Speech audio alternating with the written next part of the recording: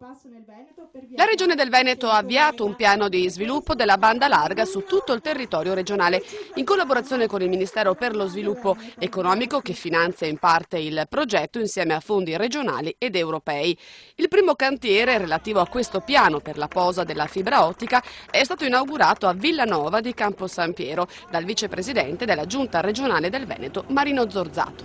L'abbiamo presentato qualche mese fa nei convegni di Confindustria quando si presentava il progetto di banda larga. Abbiamo promesso che prima dell'estate cominciavamo i cantieri, siamo qua a cominciare il primo dei 3 cantieri importanti, un cantiere in progress, 40 milioni di euro, anzi 37,5 per la verità, che sono frutto di un accordo fatto con il Ministero, 10 milioni di euro, 9 più 6, 15 milioni di euro dai fondi europei, poi fondi 10 milioni della Regione Veneto, quindi una cifra molto importante in questo momento per infrastrutture, 40 dei 130 milioni che noi vorremmo in questi prossimi anni spendere per rendere tutto il Veneto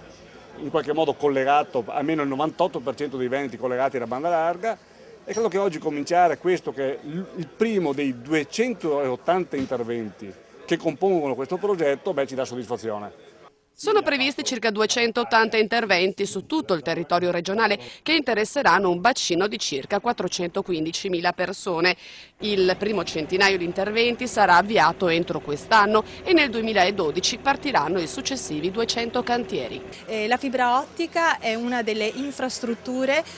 più importanti per questa nostra realtà, non soltanto per un paese come Villanova che non ha neanche un pezzo di fibra ottica posizionata,